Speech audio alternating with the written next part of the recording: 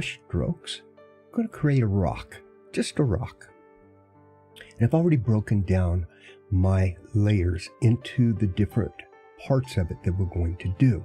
The first part is the shape of the rock, the color of the rock, the variation of color, because everything is not a solid color. It's got some reflections coming off of it. We're going to do a highlight and then some reflections, because even rocks reflect something. Everything has some kind of reflection to it. We're going to do shadows and then finally add the texture. So let's start with the shape. What should this rock look like? And I'm going to come in kind of close to my canvas. About right. I kind of want to go to the bottom of the page.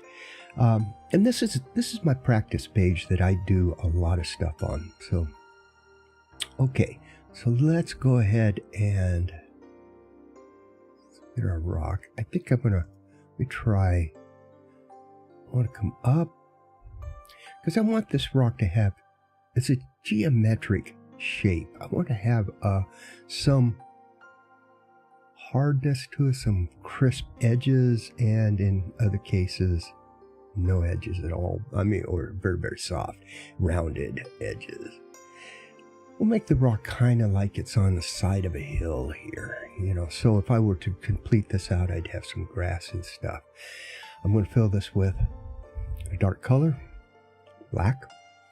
And this is our shape. And this is what we can look at and decide, do we want to keep it that way? And I think I'm going to go ahead and keep it that way. I can just imagine, you know, man, it's this rock on this grassy hill, you know, and so we're going to have bright green grass around it or something like that. It's your, whatever you want to do with it. And now let's come up to the color, because it's got to have color. Black is, well, not much at all. I'm going to have it kind of reflect the sky color, but of course go a little bit lighter because it's going to be on top of this. And notice here, I have this set already to a hard light. So when I fill this in, it's going to go like that. It's a lot darker than, and that's because I'm having it go right over my shape. And there's a reason for that. It's give me a little bit more control. I'm going to drop down the luminosity a bit and drop down the saturation so it's more towards the gray. And then just bring this up just a little bit. Maybe right about there. Right about... It keeps wanting to pop back after I lift my pen. There we go. Okay. Then we can add some variation of color, and I'm going to go with something that's more opposite of this blue. What is directly opposite of blue is really the other two colors. So in the triangle, you have a red, blue, and yellow. So if you pick blue, your opposite color is going to be the other two mixed. And in this case, this is kind of a neutral blue. And I'm just going to go kind of a rusty color. And I'll get my blending brush. And we're not going to put much in. We're just going to kind of just lightly, see, just like that. And I want to smear it really good. And just put it in some places there just to kind of indicate that there is something there. And just put it right on top. Okay, now we want our highlights. I'm going to use a quill pen because I like the way that, you know, here, I'll show you as I draw. I'm going to start from this corner here and see how it kind of just has a quill just has a lot of character to it, but it's, you can see it's adding a blank there. And so then as I draw these lines in,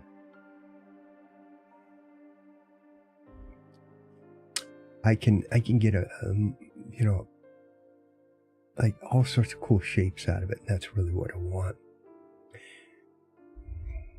And let's see.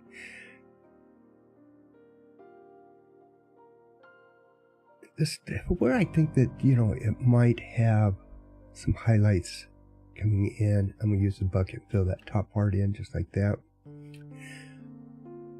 And yeah, just make this kind of rough. And then I can grab my invisible ink for writing, you know, secret letters. I can write stuff on here. You won't see it, see? Yeah, I can write all sorts of stuff. No, actually, this is now because something very special with Clip Studio, and that is I can make any pen an eraser just by selecting the invisible ink. I think that is so cool. Have your own special eraser. Okay, now we're going to do some reflection because everything has some reflection. We'll go back to the white, and I'm going to use my paint and apply, and just, you know, everything reflects, even rough rocks. And the reason why it's called Frenet, and as things tilt away from you and become more perpendicular, then all of those rough edges start to line up, and then it actually creates a smooth edge, or a reflective edge. It actually will look like it's mirrored, you know, and I don't mean it's reflecting backwards. It's just, it just has a mirrored effect to it, especially right back here. There you go. Okay, and we can even use this to, you know, kind of give us some edges here. Now, the reflection I have is normal because I don't want it to kind of, you know, I want it to be harsh in a way, and I don't really need it down there. Maybe like, you know, just some stuff here. Just in certain places, you can just kind of spread it out if you want when you get down here. Okay, now we're going to do the shadows. Shadows, of course, are going to be using the black ink. So we'll... Now this one, boy, like with the highlights, I want to keep that crisp edge. We're going to soften that up a bit towards the end, but right now, this guy is just the opposite. I'm going to kind of rub it right into the canvas. Like that. And this is what's going to give us, you know, more the shape. I'm trying to create more shape to this rock.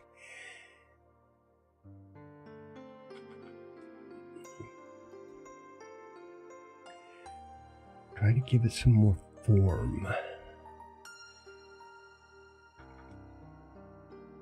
A lot of artists, you know, them, it's all about form. It's all about, and to me, that's just, you know, extension of composition. You want something to look interesting, and so you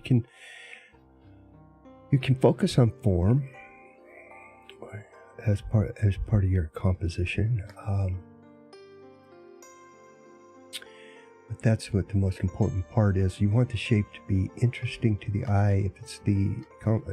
If it's all the composition, you know, that's basically what you want. Okay, now the texture. I'm going to come up to filter, render Perlin noise, and you know, that puts that. I'm going to bring it down in size. Going to, I can, yeah, kind of feel. Now bring the amplitude down. The amplitude is our contrast. The further down we go, less contrast we have until there's nothing to a lot of contrast. And then we have attenuation, which is just more dots to less dots, all based on the size. And of course, this is going off the Perlin noise, which is a mathematical formula. Yeah, I kind of do want more, and then we just bring this down just a little bit. We already have this set. This is the texture set to an overlay. Okay, now we're going to come back down to our highlight, and using the blending brush, now I'm going to start blending this edge, because we don't want the edge that sharp. But I didn't want to do this until I had start softening it until I had the rest of it in, so I could see where to sharpen it. soften it and where I want to keep sharp edges. I don't really want the black because I don't want any black inside this, but I want white. And wherever we want to add more of this highlight, we can. And then just more along our edges there. Let's go back to the shadows.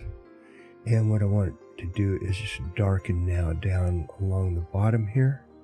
Give it a good hard edge on the bottom. And then I can take that and just start pulling it up. The reason I'm pulling it up is because I don't want it to mess with that hard edge that I just created at the bottom. Just pull it up into the rock, and you can use that to help shape it some more.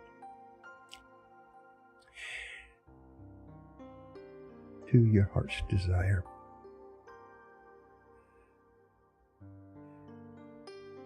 Just try to feel it. Try to feel the rock. You know, where is it rough? Where is it got some shape to it?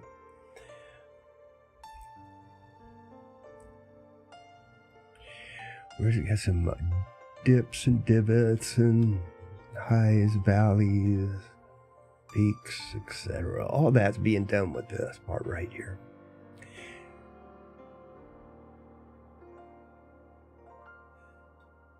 And see, then I can make that sharper on that edge.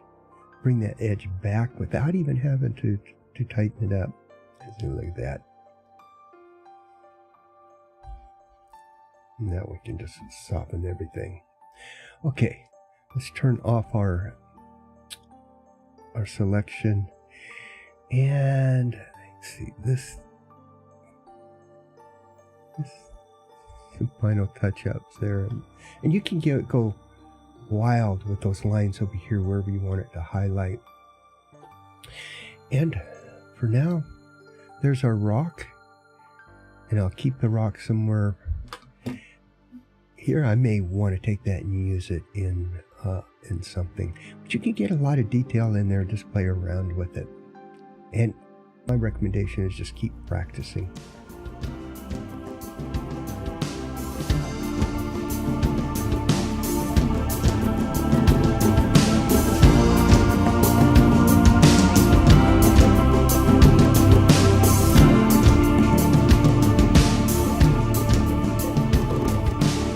Check out the RCM drawing room to see how this technique and others are used in large projects. And don't forget to subscribe.